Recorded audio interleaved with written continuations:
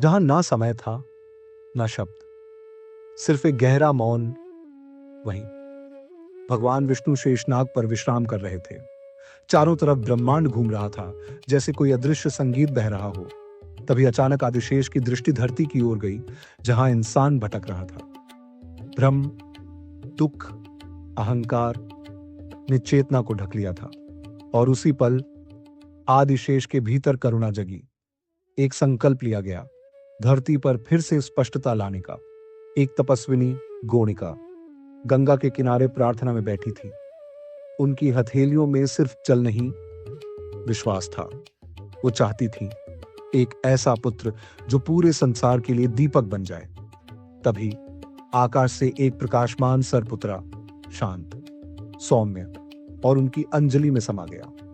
उससे जो बालक प्रकट हुआ वह कोई सामान्य बालक नहीं था। वो था योग का पुनर्जन्म। वो था पतंजलि।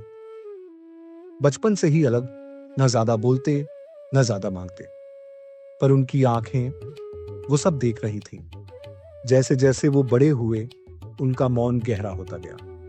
जब उन्होंने दुनिया को देखा, झगड़े, लालच, भ्रम, तब उन्हें समझ आया असली समस्या बाहर नहीं, अंदर है। उन्होंने कोई उपदेश नहीं दिया, बस ध्यान से देखना शुरू किया। और वही देखना आगे चलकर बना योग का आधार।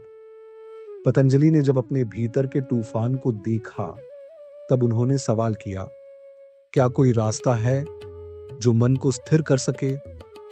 यही सवाल बना उनके जीवन का साधना मार्ग।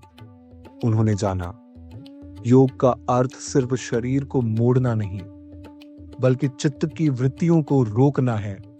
योग चित्त वृत्ति निरोध, यही उनका पहला सूत्र बना। जब मन स्थिर होता है, तब आत्मा स्वयं को देख पाती है। यही है सच्चा योग। पर योग का यह अनुभव हर किसी के लिए सुलभ नहीं था। इसलिए उन्होंने एक मार्ग बनाया, एक सीढ़ी, 8 अंगों वाला मार्ग। यम, नियम, आसन, प्राणायाम, प्रत्याहार, धारणा, ध्यान और अंत में समाधि, जहां आत्मा परमात्मा से एक हो जाती है। यह कोई धर्म नहीं था, यह एक जीवित विज्ञान था। पतंजलि ने इन सूत्रों को केवल ग्रंथों में नहीं समेटा, उन्होंने इन्हें जिया। उन्होंने साधकों को सिखाया, शरीर से शुरू होकर आत्मा तक की यात्रा। वो गुरु थे जो सिर को बताते नहीं थे, वो अपने भीतर रास्ता खोलते थे। हर शिष्य उनकी आंखों में वही देखता, स्थिरता। और वहीं से उन्होंने जाना, ये व्यक्ति केवल सन्यासी नहीं, योग के पहले गुरु भी हैं। आज भी जब कोई आंखें बंद करके ध्यान करता है, जब कोई अपने भीतर उतरता है, तो कहीं ना कहीं पतंजलि की सांसें वहां होती हैं। उनका योग सूत्र आज भी वही है, सीधा, गहरा, सच्चा। वो शरीर की मजबूती नहीं, मन की आजादी सिखाते हैं। और इसलिए पतंजलि केवल अतीत नहीं, वो हर उस साधक के भीतर जीवित हैं जो खुद से मिलने की हिम्मत करता है। अब समय बदलने लगा था। शिष्य योग में स्थिर हो रहे थे। विद्वान अब बहस नहीं कर रहे थे, संवाद कर रहे थे। पतंजलि के बीज अब अंकुरित होने लगे थे, चुपचाप लेकिन गहराई से।